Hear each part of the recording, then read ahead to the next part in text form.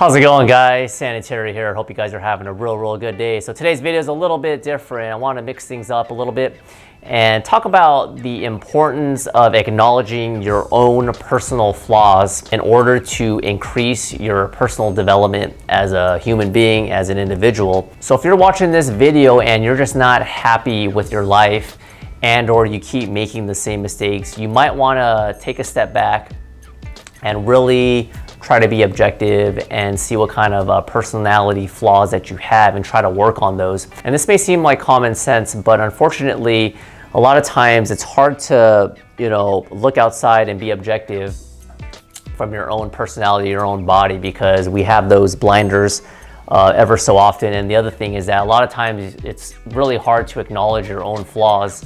No one's perfect. And a lot of times we also have egos and we don't like to be told what to do. Take for me, for instance, I could be a little bit of a perfectionist.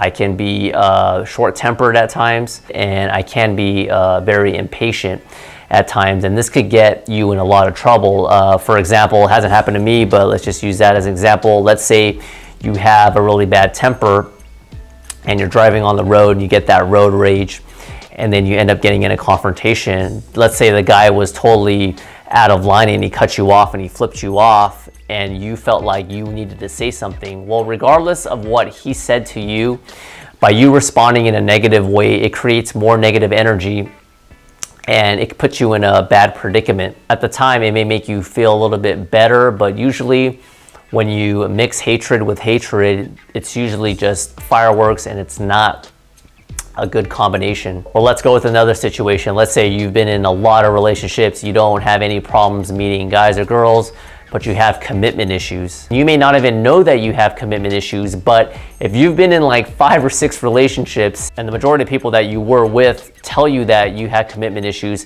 that's something to really take into account. Now, ultimately, it's gonna be up to you to decide what you wanna do with that information, because just because somebody tells you something, that doesn't necessarily make it true.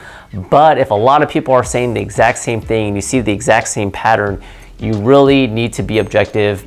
And or if you have a really good friend, you know what I'm talking about, that one really good friend who's gonna tell you like it is, no matter what, even if it hurts your feelings. You need someone like that. You don't want a bunch of yes men and yes women on your payroll, like those movie stars or whoever. If possible, you want someone to call a spade a spade. I also wanted to point out that just because you acknowledge your flaws, that doesn't make you a bad person. Also, this doesn't mean to completely put yourself down. You want to have that balance of positive reinforcement, because let's say, like with my example, I'm a perfectionist, I have a bad temper at times, I'm impatient, but I know deep down that I do have other good redeeming qualities. So definitely still focus on the good qualities, because that's what makes you who you are. But be aware of your personality flaws if you want to seek self-improvement. The self-improvement that comes in your life, it may not happen overnight, you may not even notice it, but maybe gradually over time things can get better. Now, my life is not perfect. I'm not saying that by any stretch of the imagination, but I think with maturity and with more life experiences, you can be more objective and to highlight your strengths, but also work on your weaknesses. This is going to help you have a more fulfilling life, feel more happy in general. And who doesn't want to be around someone who's really positive? Maybe you're that person. If you are, congratulations.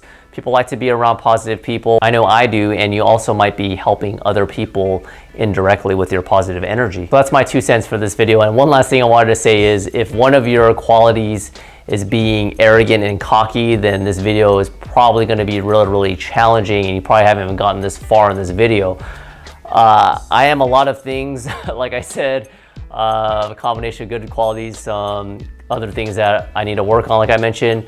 But one thing I'm not is, I don't consider myself arrogant or cocky. I'm confident, but not arrogant and cocky. So maybe that's why I'm able to be a little bit more objective and not be so full of myself, because no matter how full of yourself you are, and no matter how arrogant you are, no matter how much money you have, beautiful wife, cars, kids, and all that, ultimately it's not gonna matter. And also, when you compare yourself to other people, there's always gonna be someone that's more successful, unless your name is like, Bill Gates or whoever. So Anyways, that's my 2 cents for this video. Hopefully that was helpful. Do you guys and gals have any personality flaws you would like to work on? If you do have any and you're comfortable talking about it, I'll leave them down below. And what steps are you willing to take to try to improve those flaws?